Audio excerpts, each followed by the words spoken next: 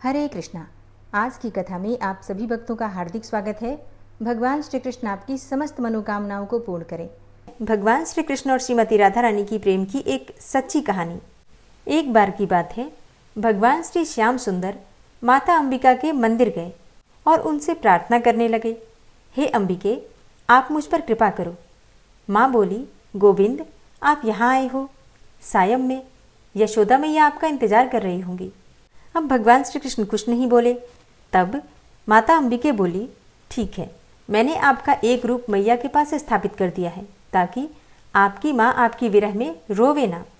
तब माँ अंबिका बोली, अब आप बताओ कन्हैया, क्या प्रार्थना है आपकी। कन्हैया बोले, एक बात बताओ माँ, सारे विश्व में सबसे कोमल वस्तु कौन सी है। माँ बोली, कन्हैया, इस दुनिया में सबसे कोमल जो दो वस्तु है वो मैंने बनाई है, एक श्री राधा रानी और दूसरे आप श्री कृष्ण। कन्हैया आश्चर्यजनित अवस्था में बोले, माँ, ये तो मैं जानता हूँ कि श्री राधा रानी अति कोमल है, पर मैं भी कोमल हूँ, ये तो मुझे आज पता चला है। आज आपसे एक विनय करता हूँ, मुझे आशीर्वाद दीजिए माँ। तब माँ अंबिका बोली, कन्हैया, भला आपको आशीर्वाद की क्या ज़रूरत है, फिर भी बताओ कन्हैया, आपको कौन सा आशीर्वाद चाहिए।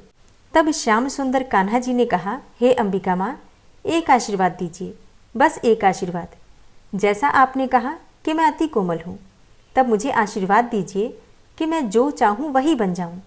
माँ मुस्कुराई और बोली, जाओ कन्हैया, आपको दे दिया मैंने वो आशीर्वाद, आप जो चाहोगे वही बन जाओगे। कन्हैया अति प्रसन्न हुए और अपने घर चले गए। तब कन्हैया ठीक श्री राधा रानी के सम्मुख पहुँच गए। कन्हैया श्री राधा रानी के आभूषणों की तरफ देखते हैं जो कि श्री ललिता जी सजा रही थी श्री राधा रानी को।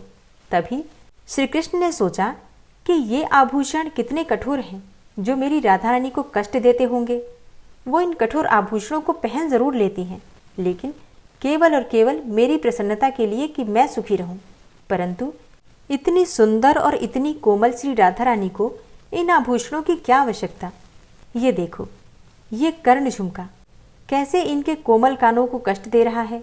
गले में लंबा हार तो देखो, इतनी कोमल, और ऊपर से लंबा हार, कैसे झुकी झुकी चल रही है मेरी कोमलांगी राधा। साड़ी तो देखो कितनी भारी, नथ बेसर कोमल नासिका को जकड़ कर बैठी है। तब श्री कृष्ण बोले, अंबिका माँ ने मुझे कहा है कि मैं अत्यंत कोमल हूँ इस पूरी सृष्टि में, और अब तो मैंने उनसे वरदान भी ले लिया है कि मैं जो चाहूँ वो बन जाऊँ। तब कन्हैया जी उसी समय अपने एक रूप से श्री राधा रानी के सारे आभूषण बन गए। उनकी साड़ी, लहंगा, कांचुकी, सिंदूर, महावर, नथ, बेसर, करधनी, अंगूठी, सब कन्हैया स्वयं ही बन गए, क्योंकि वो अति कोमल है। कन्हैया सब आभूषण स्वयं बन गए और दूसरे रूप में ललिता जी से बोले, आप राधा रानी को ये आभूषण पहनाओ जो अत्यंत कोमल है। तब राधा रानी अट्टहास करती हुई बोली, ललिता जी, नंदगांव के आभूषण कोमल भी होते हैं। ललिता जी ने सारे आभूषण ले लिए और राधा रानी को पहनाने लगी।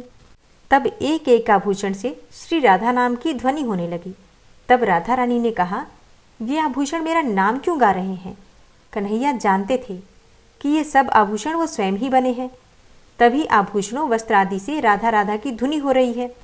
एक एक आभूषण और वस्त्र आदि जो अत्यंत कोमल थे, श्री राधा रानी को अत्यंत सुख पहुंचा रहे थे। राधा रानी बोली, ललिता जी, पहली बार आभूषण, वस्त्र आदि मुझे श्याम सुख आलिंगन का आनंद पहुंचा रहे हैं। कन्हैया अति प्रसन्न हुए कि मेरी कोमलांगी को मैं स्वयं अपनी कोमल देह से वस्त्र आभूषण बनकर उन्हें सुखी कर रहा हूँ। अब ऐसा क्यों हुआ, क्यों कृष्ण राधा रानी के आभूषण वस्त्र कोमल बने। क्योंकि एक दिन श्री चित्रा सखी राधा रानी की वेड़ी में फूल का गजरा बांध रही थी और गुणमंजरी फूलों का गजरा बना बना के श्री चित्रा को दे रही थी, और चित्रा राधा रानी की वेड़ी में बांध रही थी, और ये दृश्य श्री कृष्ण झाड़ियों में छिपकर देख रहे थे। तभी राधा रानी की वेड़ी में जैसे ही चित्रा जी पुष्प बांधती, तभी राधा रानी अपने केशों को फैलाकर सारे फूलों के गजरे को धरती पर फैला देती। तब चित्रा जी कहती कि ये क्या कर रही हो राधा रानी, आप सारे पुष्पों की माला, गजरा जो हम आपको पहना रही हैं, आप सारे केश फैलाकर क्यों गिरा रही हो। राधा रानी की आंखों में आंसू आ गए और ये सब भगवान श्री कृष्ण देख रहे थे। राधा रानी चित्रा का हाथ पकड़कर बोली, सखी, मैं तुम पर वारी वारी जाती हूँ, परंतु जब तुम मेरे केश में ये फूलों की माला डालकर उन्हें बांधती हो तब मुझे अत्यंत वेदना होती है, क्योंकि ये काले केश मुझे श्याम सुंदर के वर्ण की याद दिला देते हैं। और जब तुम मेरे श्याम सुंदर रूपी केश को फूलों से बांधने का प्रयास करती हो तब मैं दुखी हो जाती हूँ कि तुम कैसे मेरे श्याम सुंदर रूपी केश को बांध सकती हो। मैं अपने श्याम को बंधता नहीं देख सकती। बस तभी ही अपने सारे केश श्रृंगार को पल भर में खराब करके सब केश को खोल देती हूँ कि मेरे कन्हैया को कोई न बांधे, चाहे मैं ही क्यों न हूँ। और जब भगवान श्री कृष्ण ने ये बातें सुनी राधा रानी की, तो उन्होंने अंबिका जी से प्रार्थना की और स्वयं ही राधा रानी के वस्त्र आभूषण सब बन गए, ताकि राधा रानी को कोई कष्ट न हो। तो प्रेम से जयकारा लगाइए श्री राधे कृष्ण की जय। और अब आप सुनेंगे आज का अध्याय। व्याध ने पूछा, हे ब्रह्मन, आपने पहले कहा था कि भगवान विष्णु की प्रीति के लिए कल्याणकारी भागवत धर्मों का और उनमें भी वैशाख मास में कर्तव्य रूप से बताए हुए नियमों का विशेष रूप से पालन करना चाहिए। वे भगवान विष्णु कैसे हैं, उनका क्या लक्षण है, उनकी सत्ता में क्या प्रमाण है, तथा वे सर्वव्यापी भगवान किनके द्वारा जानने योग्य हैं, वैष्णव धर्म कैसे हैं और किससे भगवान श्रीहरि प्रसन्न होते हैं। हे महामते, मैं आपका किंकर हूँ, मुझे ये सब बातें बताइए। व्याध के इस प्रकार पूछने पर शंख ने रोग शोक से रहित संपूर्ण जगत के स्वामी भगवान नारायण को प्रणाम करके कहा, हे व्याध, भगवान विष्णु का स्वरूप कैसा है यह सुनो। भगवान समस्त शक्तियों के आश्रय हैं, संपूर्ण गुणों की निधि हैं तथा सबके ईश्वर बताए गए हैं। वे निर्गुण, निष्कल तथा अनंत हैं। सत्य, चित्त और आनंद, यही उनका स्वरूप है। यह जो अखिल चराचर जगत है अपने अधीश्वर और आश्रय के साथ नियत रूप से जिसके वश में स्थित है, जिससे इसकी उत्पत्ति, पालन, संहार, पुनरावृत्ति तथा नियमन आदि होते हैं, प्रकाश, बंधन, मोक्ष और जीविका, इन सब की प्रवृत्ति जहाँ से होती है, वे ही ब्रह्म नाम से प्रसिद्ध भगवान विष्णु हैं। वे ही विद्वानों के सम्मान्य सर्वव्यापी परमेश्वर हैं। ज्ञानी पुरुषों ने उन्हीं को साक्षात पर ब्रह्म कहा है। वेद, शास्त्र, स्मृति, पुराण, इतिहास, पांचरात्र और महाभारत सब विष्णु के स्वरूप हैं, विष्णु के ही प्रतिपादक हैं। इन्हीं के द्वारा महाविष्णु जानने योग्य हैं। वेद वेद्य सनातन देव भगवान नारायण को कोई इंद्रियों से अर्थात प्रत्यक्ष प्रमाण द्वारा, अनुमान से और तर्क से भी नहीं जान सकता है। उन्हीं के दिव्य जन्म, कर्म तथा गुणों को अपनी बुद्धि के अनुसार जानकर उनके अधीन रहने वाले जीव समूह सदा मुक्त होते हैं। यह संपूर्ण जगत प्राण से उत्पन्न हुआ है, प्राण स्वरूप है, प्राण रूपी सूत्र में पिरोया हुआ है तथा प्राण से ही चेष्टा करता है। और सबका आधारभूत यह सूत्रात्मा प्राण ही विष्णु है, ऐसा विद्वान पुरुष कहते हैं। व्याध ने पूछा, हे ब्रह्मन, जीवों में यह सूत्रात्मा प्राण सबसे श्रेष्ठ किस प्रकार है। शंख ने कहा, व्याध, पूर्व काल में सनातन देव भगवान नारायण ने ब्रह्मा आदि देवताओं की सृष्टि करके कहा, देवताओं, मैं तुम्हारे सम्राट के पद पर ब्रह्मा जी की स्थापना करता हूँ। यही तुम सबके स्वामी हैं। अब तुम लोगों में से जो सबसे अधिक शक्तिशाली हो उसे तुम स्वयं ही युवराज के पद पर प्रतिष्ठित करो। भगवान के इस प्रकार कहने पर इंद्र आदि सब देवता आपस में विवाद करते हुए कहने लगे, मैं युवराज होऊंगा, मैं होऊंगा। किसी ने सूर्य को श्रेष्ठ बताया और किसी ने इंद्र को। किन्हीं की दृष्टि में कामदेव ही सबसे श्रेष्ठ थे। कुछ लोग मौन ही खड़े रहे। फिर आपस में कोई निर्णय होता ना देखकर वे भगवान नारायण के पास पूछने के लिए गए और प्रणाम करके हाथ जोड़कर बोले, हे महाविष्णु, हम सब ने अच्छी तरह विचार कर लिया, किंतु हम सब में श्रेष्ठ कौन है यह हम अभी तक किसी प्रकार निश्चय नहीं कर सके। अब आप ही निर्णय कीजिए। तब भगवान विष्णु ने हंसते हुए कहा, इस विराट ब्रह्मांड रूपी शरीर से जिसके निकल जाने पर वह गिर जाएगा और जिसके प्रवेश करने पर वह पुनः उठकर खड़ा हो जाएगा, वही देवता सबसे श्रेष्ठ हैं। भगवान के ऐसा कहने पर सब देवताओं ने कहा, अच्छा, ऐसा ही होगा। तब सबसे पहले देवेश्वर जयंत विराट शरीर के पैर से बाहर निकला। उसके निकलने से उस शरीर को लोग पंगु कहने लगे, परंतु शरीर गिर न सका। यद्यपि वह चल नहीं पाता था, तो भी सुनता, पीता, बोलता, सूंघता और देखता हुआ पूर्ववत स्थिर रहा। तत्पश्चात गुह्य देश से दक्ष प्रजापति निकलकर अलग हो गए। तब लोगों ने उसे नपुंसक कहा, किंतु उस समय भी वह शरीर गिर न सका। उसके बाद विराट शरीर के हाथ से सब देवताओं के राजा इंद्र बाहर निकले। उस समय भी शरीरपात नहीं हुआ। विराट पुरुष को सब लोग हस्तहीन अर्थात लूला कहने लगे। इसी प्रकार नेत्रों से सूर्य निकले, तब लोगों ने उसे अंधा कहा और काना कहा। उस समय भी शरीर का पतन नहीं हुआ। तदनंतर नासिका से अश्विनी कुमार निकले, किंतु शरीर नहीं गिर सका। केवल इतना ही कहा जाने लगा कि यह सूंघ नहीं सकता। कान से अधिष्ठात्री देवियां दिशाएं निकली।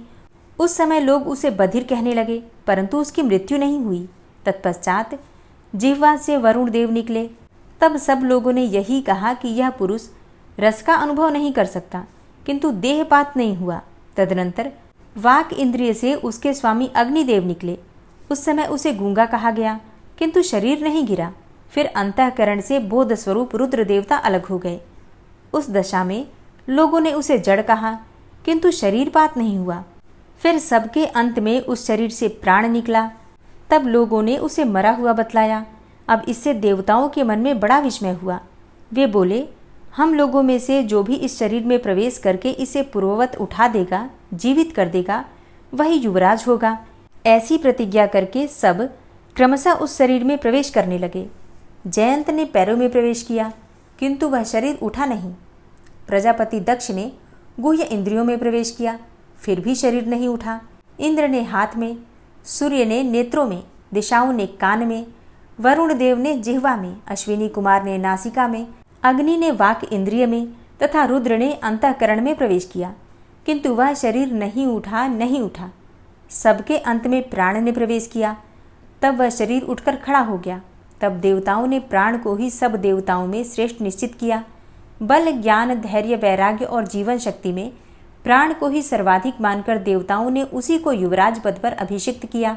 इस उत्कृष्ट स्थिति के कारण प्राण को उक्त कहा गया। अतः समस्त चराचर जगत प्राणात्मक है। जगदीश्वर प्राण अपने पूर्ण एवं बलशाली अंशों द्वारा सर्वत्र परिपूर्ण है। प्राणहीन जगत का अस्तित्व नहीं है। प्राणहीन कोई भी वस्तु वृद्धि को नहीं प्राप्त होती। इस जगत में किसी भी प्राणहीन वस्तु की स्थिति नहीं है। इस कारण प्राण सब जीवों में श्रेष्ठ, सबका अंतरात्मा और सर्वाधिक बलशाली सिद्ध हुआ। इसलिए प्राणोपासक प्राण को ही सर्वश्रेष्ठ मानते हैं। प्राण सर्वदेवात्मक है। सब देवता प्राणमय हैं। वह भगवान वासुदेव का अनुगामी तथा सदा उन्हीं में स्थित है। मनीषी पुरुष प्राण को महाविष्णु का बल बतलाते हैं।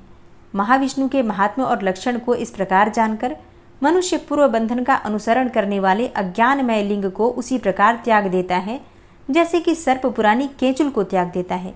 लिंग देह का त्याग करके वह परम पुरुष अनामय भगवान नारायण को प्राप्त होता है। हरे कृष्णा। आज की कथा का यहीं पर समापन करती हूँ। इसके आगे का वृतांत आप कल की कथा में सुनेंगे। सोम शर्मा ने कहा, हे भामिनी, ब्रह्मचर्य के लक्षण का विस्तार पूर्वक वर्णन करो। सुमना बोली, हे नाथ, सदा सत्य भाषण में जिसका अनुराग है, जो पुण्यात्मा होकर साधुता का आश्रय लेता है, ऋतुकाल प्राप्त होने पर अपनी स्त्री के साथ समागम करता है, स्वयं दोषों से दूर रहता है और अपने कुल के सदाचार का कभी त्याग नहीं करता, वही सच्चा ब्रह्मचारी है। हे द्विजश्रेष्ठ, यह मैंने गृहस्थ के ब्रह्मचर्य का वर्णन किया है। यह ब्रह्मचर्य गृहस्थ पुरुषों को सदा मुक्ति प्रदान करने वाला होता है। अब मैं यतियों अर्थात सन्यासियों के ब्रह्मचर्य का वर्णन करूंगी। आप ध्यान देकर सुने।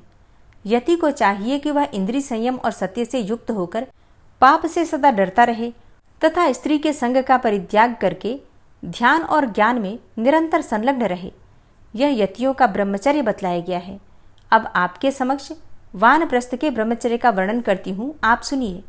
वानप्रस्थी को सदाचार से रहना और काम क्रोध का परित्याग करना चाहिए।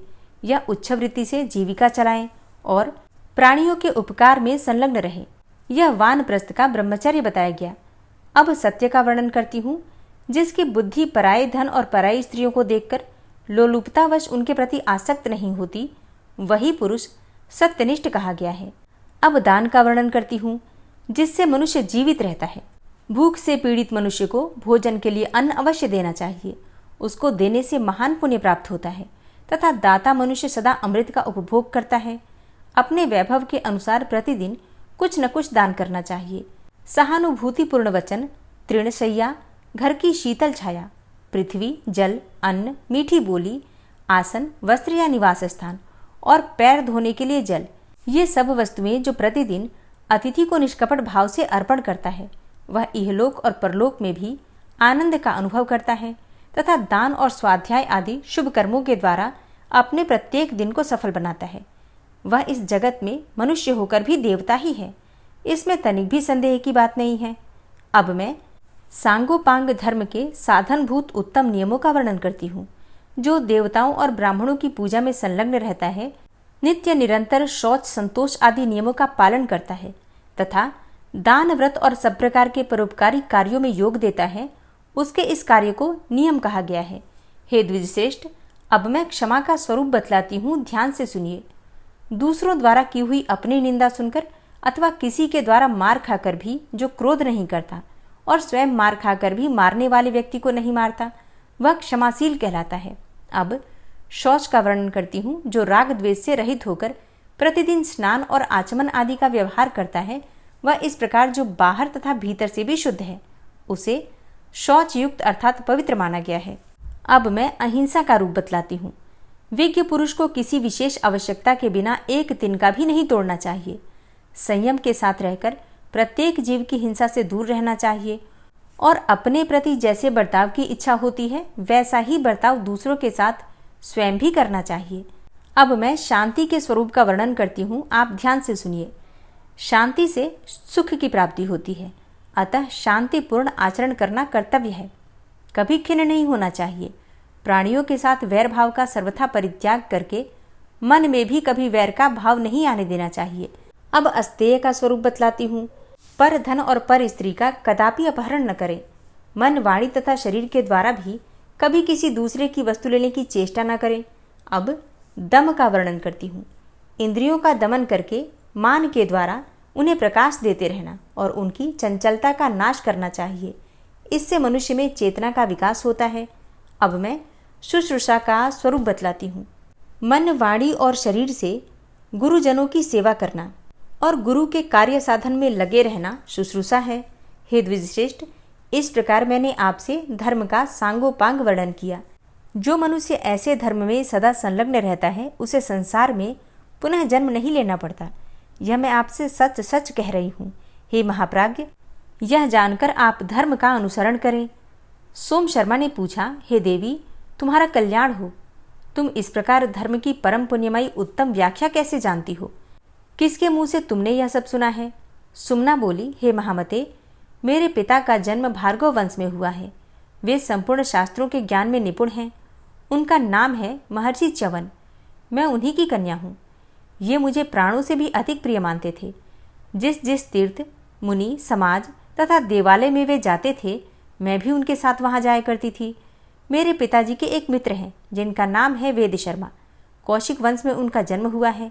एक दिन वे घूमते घामते पिताजी के पास आए। उस समय वे बहुत दुखी थे और बारंबार चिंतामग्न हो जाते थे।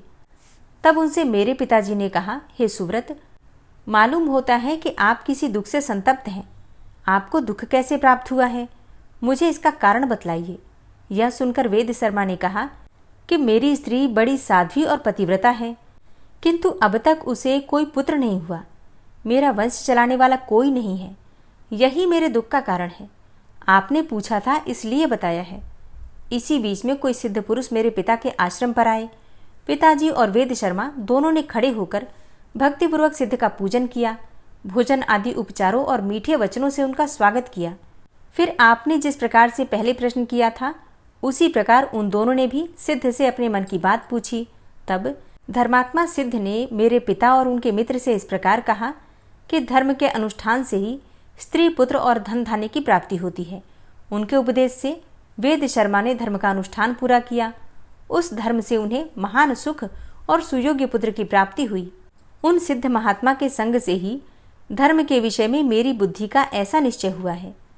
सोम शर्मा ने पूछा, हे प्रिय, धर्म से कैसी मृत्यु और कैसा जन्म होता है? शास्त्र के अनुसार उस मृत्यु और जन्म का लक्षण जैसा निश्चित किया गया हो, वह सब मुझे बताओ। सुमना बोली, हे प्राणनाथ, जिसने सत्य, शौच, क्षमा, शांति, तीर्थ और पुण्य आदि के द्वारा धर्म का पालन किया है, उसकी मृत्यु का लक्षण बतलाती हूँ। धर्मात्मा पुरुष को मृत्यु के समय कोई रोग नहीं होता। उसके शरीर में कोई पीड़ा नहीं होती। श्रम, ग्लानि, स्वेद और भ्रांति, ये उपद्रव भी नहीं होते। गीत ज्ञान विशारद, दिव्य रूपधारी गंधर्व और वेद पाठी ब्राह्मण उसके पास आकर मनोहर स्तुति किया करते हैं। वह स्वस्थ रहकर सुखदायक आसन पर विराजमान होता है अथवा देव पूजा में बैठा होता है। ऐसा भी हुआ करता है कि धर्मपारायण बुद्धिमान पुरुष मृत्यु काल में स्नान के लिए तीर्थ स्थान में पहुंचा हुआ हो। अग्निहोत्र, गृह, गौशाला, देव मंदिर, बगीचा, पोखरा, पीपल या बड़ का वृक्ष तथा पाकर अथवा बेल का पेड़, ये मृत्यु के लिए पवित्र स्थान माने गए हैं। धर्मात्मा पुरुष धर्मराज के दूत को प्रत्यक्ष देखता है। वे स्नेह से युक्त और मुस्कुराते हुए दिखाई देते हैं। वह मरने वाला जीव स्वप्न, मोह तथा क्लेश के अधीन नहीं होता। धर्मराज के दूत उससे कहते हैं, हे महाभाग, परम बुद्धिमान धर्मराज आपको बुला रहे हैं। दूतों की यह बात सुनकर उसे मोह और संदेह नहीं होता। उसका चित्त प्रसन्न हो जाता है। वह ज्ञान विज्ञान से संपन्न होकर भगवान श्री विष्णु का स्मरण करता है और संतुष्ट एवं हृष्ट चित्त होकर उन दूतों के साथ चला जाता है। सोम शर्मा ने पूछा, हे भद्रे, पापियों की मृत्यु किन लक्षणों से युक्त होती है, उसका भी विस्तार पूर्वक वर्णन करो। तब सुमना बोली, हे प्राणनाथ, सुनिए, मैं महापातकी मनुष्यों की मृत्यु के स्थान और चेष्टा का वर्णन करती हूँ। दुष्टात्मा पुरुष विष्ठा और मूत्र आदि अपवित्र वस्तुओं से युक्त और पापियों से भरे हुए भूभाग में रहकर बड़े दुख से प्राण त्याग करता है। चांडाल के स्थान पर जाकर दुखपूर्वक मरता है। गधों से घिरी हुई भूमि में, वैश्या के भवन में तथा चमार के घर में जाकर वह मृत्यु को प्राप्त होता है। हड्डी, चमड़े और नखों से भरी हुई पृथ्वी पर पहुंचकर दुष्टात्मा पुरुष की मृत्यु होती है। अब मैं उसे ले जाने की इच्छा से आए हुए यमदूतों की चेष्टा का वर्णन करती हूँ। वे अत्यंत भयानक, घोर और दारुण रूप धारण किए आते हैं। उनके शरीर अत्यंत काले, पेट लंबे लंबे और आंखें कुछ कुछ पीली होती हैं। कोई पीले, कोई नीले और कोई अत्यंत सफ़ेद होते हैं। पापी मनुष्य उन्हें देखकर कांप उठता है। उसके शरीर से बारंबार पसीना छूटने लगता है। अब मैं दुखी जीव की चेष्टा बताती हूँ। लोभ और स्वाद से मोहित होकर पापी पुरुष जो पराये धन और पराई स्त्रियों का अपहरण किए रहते हैं, पहले दूसरे से ऋण लेकर बाद में उसे चुका नहीं पाते तथा असत प्रतिग्रह आदि जो अन्य बड़े बड़े पाप किए रहते हैं।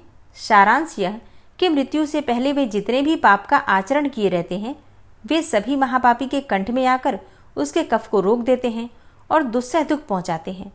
असह्य पीड़ा से उसका कंठ घरघराने लगता है। वह बारंबार रोता और माता पिता, भाई, पत्नी तथा पुत्रों का स्मरण करता है। फिर महापाप से मोहित होकर वह सबको भूल जाता है। अत्यंत पीड़ा से व्याकुल होने पर भी उसके प्राण शीघ्रतापूर्वक नहीं निकलते। वह कांपता, तलमलाता और रह रहकर मूर्छित हो जाता है। इस प्रकार लोभ और मोह से युक्त मनुष्य सदा मूर्छित होकर ही प्राण त्यागता है। तत्पश्चात यमराज के दूत उसे यमलोक में ले जाते हैं। उस समय जो उसको दुख भोगना पड़ता है उसका वर्णन करती हूँ। जहाँ ढेर के ढेर अंगारे बिछे होते हैं, उस मार्ग पर पापी को घसीटते हुए ले जाया जाता है। वहाँ वह दुष्टात्मा जीव बारंबार आग में जलता और छटपटाया करता है। जहाँ 12 सूर्यों के ताप से युक्त अत्यंत तीव्र धूप पड़ती है, उसी मार्ग से उसे पहुँचाया जाता है। वहाँ वह सूर्य की प्रचंड किरणों से संतप्त और भूख प्यास से पीड़ित होता रहता है। यमदूत प्यास से उसे गदा, डंडे और फरसों से मारते, कोड़ों से पीटते तथा गालियां सुनाते हैं। तदनंतर वे पापी को उस मार्ग पर ले जाते हैं जहाँ जाड़ा अधिक पड़ता है और ठंडी हवा का झोंका सहना पड़ता है। पापी पुरुष शीत से पीड़ित होकर उस मार्ग को तय करता है। यमदूत उसे घसीटते हुए नाना प्रकार के दुर्गम स्थानों में ले जाते हैं। इस प्रकार देवता और ब्राह्मणों की निंदा करने वाले संपूर्ण पापों से युक्त दुष्टात्मा पापी पुरुष को यमराज के दूत यमलोक में ले जाते हैं। वहां पहुंचकर वह दुष्टात्मा यमराज को काले अंजन की राशि के समान देखता है। वे उग्र, दारुण और भयंकर रूप धारण किए भैंसे पर सवार दिखाई देते हैं। अनेकों यमदूत उन्हें घेरे खड़े रहते हैं। साथ ही सब प्रकार के रोग और चित्रगुप्त भी उपस्थित होते हैं। हे द्विजश्रेष्ठ, उस समय भगवान धर्मराज का मुख विकराल दाढ़ों के कारण अत्यंत भयानक और काल के समान प्रतीत होता है। यमराज धर्म में बाधा डालने वाले उस महापापी दुष्ट को देखते और अत्यंत दुखदायी दुस्सह अस्त्र शस्त्रों द्वारा पीड़ा पहुंचाते हुए उसे कठोर दंड देते हैं। वह पापी 1000 युगों तक नाना प्रकार की यातनाओं में पकाया जाता है। इस प्रकार दुष्ट बुद्धि वाला पापात्मा मनुष्य अपने पाप का उपभोग करता है। तत्पश्चात वह जिन जिन योनियों में जन्म लेता है उसका भी वर्णन करती हूँ। कुछ काल तक कुत्ते की योनि में रहकर वह दुष्टात्मा अपना पाप भोगता है। उसके बाद व्याघ्र और फिर गधा होता है। तदनंतर बिलाव, सुअर और सांप की योनि में जन्म लेता है। इस तरह संपूर्ण पाप योनियों में उसे बारंबार जन्म लेना पड़ता है। इस प्रकार मैंने आपसे पापियों के जन्म का सारा वृतांत भी बतला दिया। हरे कृष्णा। आज की कथा का यहीं पर समापन करती हूँ। उम्मीद करती हूँ आज की कथा आपको जरूर पसंद आई होगी। ओम विश्वं विष्णुर्वषट्कारो भूतभव्य भवत्प्रभु भूतकृत भूतभृत भावो भूतात्मा भूतवाहन भूतात्मा परमात्मा च मुक्तानां परमागति अव्ययः पुरुषः साक्षी क्षेत्रज्ञो अक्षर एव च योगो योगविदां नेता प्रधान पुरुषेश्वरः नारसिंहवपुः श्रीमान् केशवः पुरुषोत्तमः सर्वः शर्वः शिवस्थाणुर्भूतादिर्निधिर्व्ययः संभवो भावनो भर्ता प्रभवः प्रभुरीश्वरः स्वयंभू शंभुरादित्यः पुष्कराक्षो महास्वनः अनादिनिधनो धाता विधाता धातुरुत्तमः अप्रमेयो ऋषिकेश पद्मनाभो अमरप्रभु विश्वकर्मा मनुस्त्वष्टा स्थविष्ठः स्थविरो ध्रुवः अग्राह्यः शाश्वतः कृष्णो लोहिताक्षः प्रतर्दनः प्रभूतस्त्रिककुब्धाम पवित्रं मङ्गलं परम् ईशानः प्राणदः प्राणो ज्येष्ठः श्रेष्ठः प्रजापति हिरण्यगर्भो भूगर्भो माधवो मधुसूदनः ईश्वरो विक्रमी धन्वी मेधावी विक्रमः क्रमः अनुत्तमो दुराधर्षः कृतज्ञः कृतिरात्मवान् सुरेशः शरणं शर्म विश्वरेताः प्रजाभवः अह संवत्सरो व्याल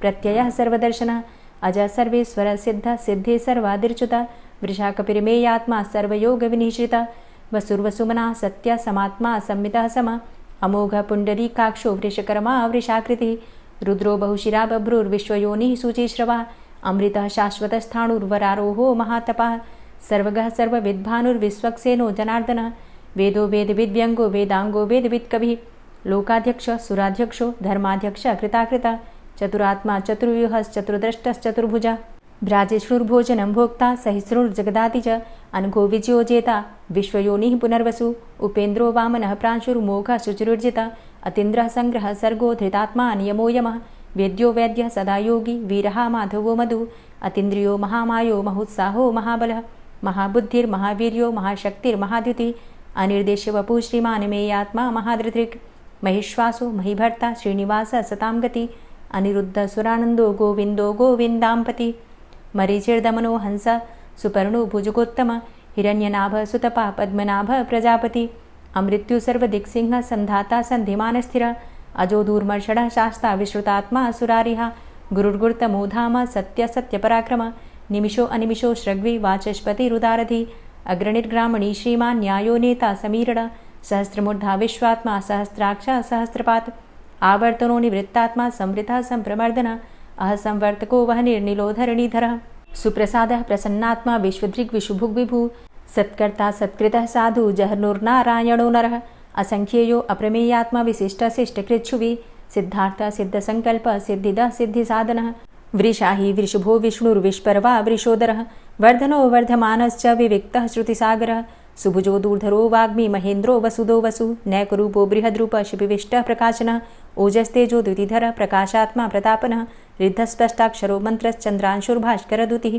अमृतांशुद्भवो भानु शशबिन्दुः सुरेश्वरः औषधं जगतः सेतु सत्यधर्मपराक्रमः भूतभव्य भवन्नाथ पवनः पावनो नलः कामः कामकृत्कान्तः कामः कामप्रदः प्रभु युगादिकृद्युगावर्तो नैकमायो महाशनः अदृश्यो व्यक्तरूपश्च सहस्रजित् अनन्तजित् इष्टो अविशिष्ट शिष्टेष्ट शिखण्डी नहुसो वृष क्रोधः क्रोधकृत्कर्ता विश्वबाहुर्महीधरः अच्युतः प्रतितः प्राणः प्राणदो वासवानुजः अपां निधिर्धिष्ठानं प्रमत्तः प्रतिष्ठितः स्कन्दः स्कन्दधरो धूर्यो वरदो वायुवाहनः वासुदेवो बृहद्भानुरादिदेवः पुरन्दरः अशोकस्तारणस्तारः शूरः सौरिर्जनेश्वरः अनुकूलः शतावर्त पद्मी पद्मनिभेक्षणः पद्मनाभो अरविन्दाक्ष पद्मगर्भ शरीरभृत् महर्धिरिद्धो वृद्धात्मा महाक्षो गरुडाध्वजः अतुलः शरभो भीमो समयज्ञो हविर्हरि सर्वलक्षणलक्षण्यो लक्ष्मीवान् समितिञ्जयः वीक्षरो रोहितो मार्गो हेतुर्दामोदरः सह महीधरो महाभागो वेगवान् मिताशनः उद्भवः क्षोभणो देवः श्रीगर्भः परमेश्वरः करणं कारणं कर्ता विकर्ता गहनो गुहः व्यवसायो व्यवस्थान संस्थान स्थानदो ध्रुवः परर्थी परमस्पस्तुष्टः पुष्टः सुभेक्षणः रामो विरामो विरजो मार्गो नेयो नयोनयः वीरः शक्तिमतां श्रेष्ठो धर्मो धर्मविदुत्तमः वैकुण्ठः पुरुषः प्राणः प्राणदः प्रणवः पृथु हिरण्यगर्भः शत्रुघ्नो व्याप्तो वायुरुधोक्षजः ऋतुः सुदर्शनः कालः परमेष्ठी परिग्रहः उग्रः संवत्सरो दक्षो विश्रामो विश्वदक्षिणः विस्तारस्थावरस्थाणु प्रमाणं बीजमव्ययम् अर्थो अनर्थो महाकोशो महाभोगो महाधनः अनिर्विण्णः स्थविष्टोभू धर्मयुपो महामख नक्षत्रनेमिर्नक्षत्री क्षमा क्षामः समीहन यज्ञ इज्जो महेज्यश्च क्रतुसत्रं सतां गतिः सर्वदर्शी विमुक्तात्मा सर्वज्ञो ज्ञानमुत्तमं सुव्रतः सुमुखः सुष्मा सुघोषः सुखदः सुहृतः मनोहरो जित्क्रोधो वीरबाहुर्विदारणः स्वापनः स्ववसो व्यापी नैकात्मा नैककर्मकृत् वत्सरो वत्सलो वत्सी रत्नगर्भो धनेश्वरः धर्मगुप्त धर्मकृद्धर्मी सदसक्षरमक्षरम् अविज्ञाता सहस्रांशुर्विधाता कृतलक्षणः गभस्तिनेमिः सत्त्वस्थः सिंहो भूतमहेश्वरः आदिदेवो महादेवो देवेशो देवभृद्गुरुः उत्तरो गोपतिर्गोप्ता ज्ञानगम्यः पुरातनः शरीरभूतभृद्भोक्ता कपीन्द्रो भूरि दक्षिणः सोमभो अमृतपः सोमः पुरुजित पुरुषोत्तमः विनयोजयः सत्यसन्धो दाशाः सात्वतां पतिः जीवो विनयिता साक्षी मुकुन्दो अमितविक्रमः अम्भो निद्रणन्तात्मा महोदधीशयोऽन्तकः अजोमहारः स्वाभाव्यो जितामित्रः प्रमोदनः आनन्दो नन्दनो नन्दः सत्यधर्मा त्रिविक्रमः महर्षि कपिलाचार्यः कृतज्ञो मेदिनीपतिः त्रिपदस्त्रिदशाध्यक्षो महाशृङ्गः कृतान्तकृत् महावराहो गोविन्दः सुखेणः कनकाङ्गदी गुह्यो गभीरो गहनो गुप्तश्चक्रगदाधरः वेधा स्वाङ्गो अजितः कृष्णो दृढः सङ्कर्षणोच्युतः वरुणो वारुणो वृक्षः पुष्कराक्षो महामनाः भगवान् भगानन्दी वनमाली हलायुधः आदित्यो ज्योतिरादित्यः सहिष्णुर्गतिसत्तमः सुधन्वा खण्डपरशुर्दारुणो द्रविडप्रदः दिविस्त्रिक्सर्वदृग्व्यासो वाचस्पतिर्योनिजः त्रिसामा सामगः साम निर्वाणं भेषजम्भिषक् सन्न्यासकृच्छमः शान्तो निष्ठा शान्तिः परायणं शुभाङ्गः शान्तिदः स्रष्टा कुमुदः कुवलेशय गोहितो गोपतिर्गोप्ता वृषभाक्षो वृषाप्रियः अनिवर्ति निवृतात्मा संक्षेप्ता चेमकृच्छिवः श्रीवत्सवक्षा श्रीवास श्रीपति श्रीमताम्बरः श्रीधर श्रीश श्रीनिवास श्रीनिधि श्रीविभावन श्रीधर श्रीकर श्रेय श्रीमान् लोकत्रयाश्रयः स्वक्ष स्वङ्ग शतानन्दो नन्दिर्ज्योतिर्गणेश्वरः विजितात्मा विधेयात्मा सत्कीर्तिश्छिन्न संशयः उदीर्णः सर्वतक्षशुर्निश शाश्वतः स्थिरः भूषयो भूषणो भूतिर्विशोकः शोकनाशनः अर्चिष्मानर्चितः कुम्भो विशुद्धात्मा विशोधनः अनिरुद्धो अप्रतिरथ प्रद्युम्नो अमितविक्रमः कालिनेमि निहावीर शौरी शूरजनेश्वरः त्रिलोकात्मा त्रिलोकेशः केशवः केशिहारी कामदेवः कामपालः कामीकान्तः कृतागमः अनिर्देशव पुर्विष्णोर्वीरो अनन्तो धनञ्जयः ब्रह्मण्यो ब्रह्मकृद्ब्रह्मा ब्रह्म ब्रह्म विवर्धनः ब्रह्मविद् ब्राह्मणे ब्रह्मी ब्रह्मज्ञो ब्राह्मणप्रियः महाक्रमो महाकर्मा महातेजा महोरगः महाक्रतुर्महायज्वा महायज्ञो महाहवि स्तव्यः स्तव प्रियः स्तोत्रं स्तुतिस्तोतारणप्रियः पूर्णः पुरैता पुण्यः पुण्यकीर्तिर्नामयः मनोजवस्तीर्थकरो वसुरेता वसुप्रदः वसुप्रदो वासुदेव वसुर्वसुमनाहवि सद्गतिः सत्कीर्तिः सत्ता सद्भूतिः सत्परायणः शूरसेनो यदुश्रेष्ठः सन्निवासः सुयामुनः भूतावासो वासुदेवः सर्वासु निलयोऽनलः दर्पः दर्पदो दृप्तो दूढरोथा पराजितः विश्वमूर्तिर्महामूर्तिर्दीप्तमूर्तिर्मूर्तिमान् अनेकमूर्तिरव्यक्तः शतमूर्तिः शताननः एको नैकः सवकः किं यत्तत्पदमनुत्तमं लोकबन्धुर्लोकनाथो माधवो भक्तवत्सलः सुवर्णवर्णो हेमाङ्गो वराङ्गश्चन्दनाङ्गदी वीरः विषमः शून्यो घृताशीरचलश्चलः अमानीमानदो मान्यो लोकस्वामी त्रिलोकदृक् सुमेधा मेधजो धन्यः सत्यमेधाधराधरः तेजोवृषः द्वितिधरः सर्वशस्त्रभृताम्बरः प्रग्रहो निग्रहो व्यग्रो नैकशृङ्गो गदाग्रजः चतुर्मूर्तिश्चतुर्बाहुश्चतुर्व्यूहश्चतुर्गति चतुरात्मा चतुर्भावश्चतुर्वेदविदेकपात् समावर्तो अनुवृतात्मा दुर्जयो दुरतिक्रमः दुर्लभो दुर्गमो दुर्गो दुरावासो दुरारिहा शुभाङ्गो लोकसारङ्गः सुतन्तुस्तन्तुवर्धन इन्द्रकर्मा महाकर्मा कृतकर्मा कृतागमः उद्भवः सुन्दरः सुन्दो रत्ननाभः सुलोचनः अर्को वाजसनः शृङ्गी जयन्तः सर्वविजयी सुवर्णबिन्दुरक्षोभ्य सर्वभागीश्वरेश्वरः महाह्रदो महागर्तो महाभूतो महानिधि कुमुदः कुन्दरः कुन्दः पर्जन्यः पावनो नीलः अमृताशो अमृतवपुः सर्वज्ञः सर्वतोमुखः सुलभः सुव्रतः सिद्धः शत्रुजित् शत्रुतापनः न्यग्रोधो दुम्बरो अस्वस्थश्चाणुरान्ध्रनिषूदनः सहस्रार्चिः सप्तजिह्वः सप्तैधा सप्तवाहनः अमूर्तिरणघो अचिन्त्यो भयकृद्भयनाशनः अणुर्बृहत्कृशः स्थूलो गुणभृन्निर्गुणो महान् अधृतः स्वधृतः स्वास्य प्राग्वंशो वंशवर्धनः भारभृतिकथितो योगी योगी स सर्वकामद आश्रमश्रमण क्षाम सुपर्णो वायुवाहन धनुर्धरोर्धनुर्वेदो दण्डोदमयितादम अपराजितः सर्वसहो नियन्ता नियमो यमः सत्त्ववान् सात्विकः सत्य सत्यधर्मपरायण अभिप्रायः प्रियार्होर्ह प्रियकृत् प्रीतिवर्धनः विहाय सगतिर्ज्योति सुरुचिर्हुद्भुग् विभु रविर्विलोचनः सूर्य सविता रविलोचनः अनंतो हुद्भुग्भोक्ता सुखदो नैकजोग्रज अनिर्विण्ण सदामर्षि लोकाधिष्ठानमद्भुतः सनात सनातन्तमः कपिलः कपिरप्यय स्वस्तिदा स्वस्तिकृत् स्वस्ति स्वस्तिभुक् स्वस्ति दक्षिण रौद्रः कुण्डली चक्रे विक्रम्युर्जितशासन शब्दातिगा शब्दशः शिशिरः शर्वरीकर अक्रूरः पेशलो दक्षो दक्षिणः क्षमिणाम्बर विद्वतमो वितभय पुण्यश्रवण कीर्तन उत्तारणो दुष्कृतिः पुण्यो दुःस्वप्ननाशन वीरः रक्षण संतो जीवनः पर्यवस्थित अनन्तरूपो अनन्तश्रीर्जितमन्युर्भयापः चतुरश्रो गभीरात्मा विदिशो व्यादिशो दिश अनादिर्भूर्भुवो लक्ष्मी सुवीरो रुचिराङ्गद जननो जन्मादिर्भीमो भीम पराक्रम आधारनीलयोधाता पुष्पहासः प्रजागर ऊर्ध्वग सत्पथाचार प्राणदः प्रणवापण प्रमाणं प्राणनीलियः प्राणभृत् प्राणजीवन तत्त्वं तत्त्वविदेकात्मा जन्म मृत्यु जरातिग पूर्व स्वस्तरुस्तार सविता प्रपितामह यज्ञो यज्ञपतिर्यज्वा यज्ञांगो यज्ञवाहन यज्ञभृद्यज्ञ कृद्यज्ञ यज्ञभुग् यज्ञसाधन यज्ञान्तिकृद्यज्ञ गुह्यमन्यमन्नादेव च आत्मयोनिः स्वयं जातो वैखानः सामगायन देवकी नंदन स्रष्टा क्षितिसः पापनाशन शंखभृन्नन्द कीचक्री शारङ्गधन्वा गदाधरः रथांगपाणिरक्षोभ्य सर्वप्रहरणायुध ओम नमः इति। और अब आप सुनेंगे श्री तुलसी चालीसा। श्री तुलसी महारानी करु विनय सिरनाय जो मम हो संकट विकट दीजे मात नशाय।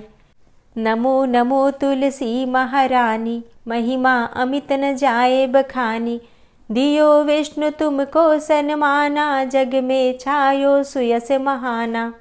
विष्णु प्रिया जय जयति भवानी तिहु लोक की हो सुख खानी। भगवत पूजा करे जो कोई बिना तुम्हारे सफल न होई। जिन घर तव नहीं होय निवासा उस घर कर ही विष्णु नहीं बासा। करे सदा जो तव नित सुमिरन तेहि के काज होय सब पूरन। कार्तिक मास महात्म तुम्हारा ताको जानत सब संसारा। तव पूजन जो करे कुंवारी पावे सुंदर वर सुकुमारी। करे जो पूजा नित प्रति नारी सुख संपत्ति से होय सुखारी। वृद्धा नारी करे जो पूजन मिले भक्ति होवे पुलकित मन। श्रद्धा से पूजे जो कोई भवनिधि से तर जावे सोई। कथा भागवत यज्ञ करावे तुम बिन नहीं सफलता पावे। छायो तब प्रताप जग भारी ध्यावत तुम्हि सकल चित धारी। तुम्ही मात यंत्रन तंत्रन में सकल काज सिद्धि होवे क्षण में। औषधि रूप आप हो माता सब जग में तव यश विख्याता। देव ऋषि मुनि और तपधारी करत सदा तव जय जयकारी। वेद पुराणन तव यश गाया महिमा अगम पार नहीं पाया। नमो नमो जय जय सुख कारणी नमो नमो जय दुख निवारणी। नमो नमो सुख संपत्ति देनी नमो नमो अघ काटन चेनी। नमो नमो भक्तन दुख हरणी नमो नमो दुष्टन मद छेनी। नमो नमो भव पार उतारणी नमो नमो परलोक सुधारणी। नमो नमो निज भक्त उबारणी नमो नमो जन काज सवारणी। नमो नमो जय कुमति नशावनी नमो नमो सब सुख उपजावनी। जयति जयति जय तुलसी माई ध्याऊं तुमको शीश नवाई। निज जन जानी मोहि अपनाओ बिगड़े कारज आप बनाओ। करूं विनय मैं मात तुम्हारी पूर्ण आशा करहु हमारी। शरण चरण कर जोरी मनाऊं निश दिन तेरे ही गुण गाऊं। करहु मात अब मोह पर दाया निर्मल होए सकल मम काया। मांगू मात यही बर दीजे सकल मनोरथ पूर्ण कीजे। जानू नहीं कछु नेम आचारा क्षमहु मातु अपराध हमारा। 12 मास करे जो पूजा तासम जग में और नहीं दूजा। प्रथम ही गंगा जल मंगवावे फिर सुंदर स्नान करावे। चंदन अक्षत पुष्प चढ़ावे धूप दीप नैवेद्य लगावे। करे आचमन गंगा जल से ध्यान करे हृदय निर्मल से। पाठ करे फिर चालीसा की स्तुति करे मात तुलसा की। यह विधि पूजा करे हमेशा ताके तन नहीं रहे कलेशा। करे मास कार्तिक का साधन सोवे नित पवित्र हुई जाहि। है यह कथा महासुखदाई, पढ़े सुने सो भव तर जाई। यह श्री तुलसी चालीसा, पाठ करे जो कोय, गोविंद सो फल पावही, जो मन इच्छा होय। तुलसी चालीसा संपूर्ण। और अब आप सुनेंगे तुलसी महारानी की आरती। तुलसी महारानी नमो नमो, हरि की पटरानी नमो नमो। तुलसी महारानी नमो नमो, हरि की पटरानी नमो नमो। धन्य तुलसी पूर्ण तप कीनो, धन्य तुलसी पूर्ण तप कीनो। शालिग्राम की बनी पटरानी नमो नमो। तुलसी महारानी नमो नमो, हरि की पटरानी नमो नमो। जाके पत्र मंजरी कोमल, जाके पत्र मंजरी कोमल। श्रीपति कमल चरण लपटानी नमो नमो, हरि की पटरानी नमो नमो। तुलसी महारानी नमो नमो। धूप दीप नैवेद्य आरती, धूप दीप नैवेद्य आरती। पुष्पन की वर्षा बरसानी नमो नमो, हरि की पटरानी नमो नमो। तुलसा महारानी नमो नमो। 56 भोग 36 व्यंजन, 56 भोग 36 व्यंजन। बिन तुलसा हरि एक न मानी नमो नमो। तुलसी महारानी नमो नमो, हरि की पटरानी नमो नमो। सभी सखी मैया तेरो यश गावे, सभी सखी मैया तेरो यश गावे। भक्ति दान दीजे महारानी नमो नमो। तुलसा महारानी नमो नमो, हरि की पटरानी नमो नमो। नमो नमो तुलसा महारानी, नमो नमो तुलसी महारानी। तुलसी महारानी नमो नमो, हरि की पटरानी नमो नमो। तुलसी महारानी नमो नमो, हरि की पटरानी नमो नमो। प्रेम से बोलिए तुलसी मैया की जय।